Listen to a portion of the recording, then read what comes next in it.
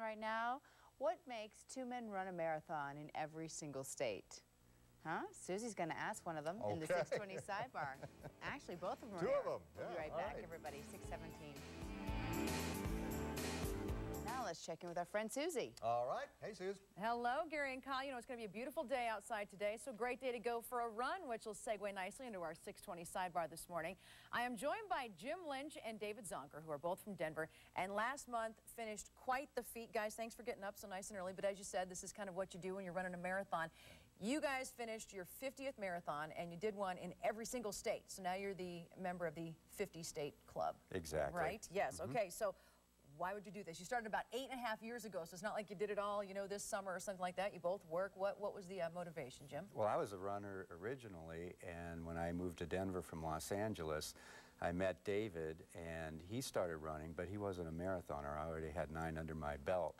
And that never comes up, I bet, does it? So I reeled him in, and we did our first marathon in Los Angeles, and then we went to Steamboat, and then to New York. And in New York, David goes, "This is really cool. Why don't we do one in every state?" And this was in '98, and I said, Wow. "All right, why not?"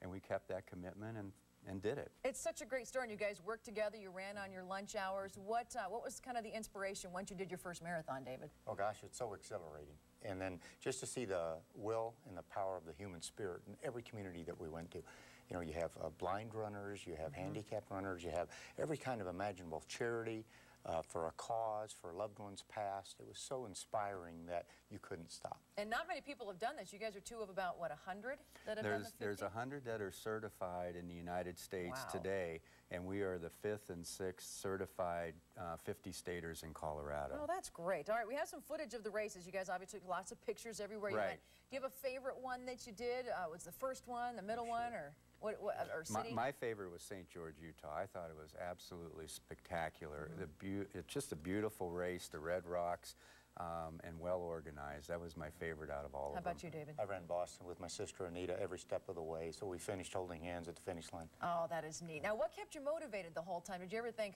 when you're halfway through, there's no way I can finish this? We had our challenges. I think it was we're feeding off of each other and pushing each other to finish.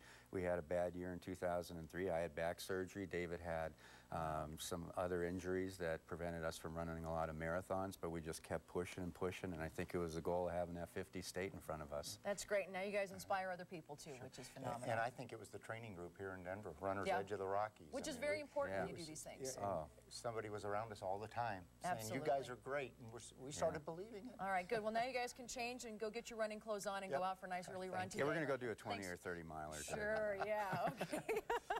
All right, Jim Lynch, David Zonker, no relation to John and Larry, by the way. We've already talked about right. that. Thanks so much for coming in this morning. Thank Appreciate you, that. Susie. All right, we are going to be right back. Good job.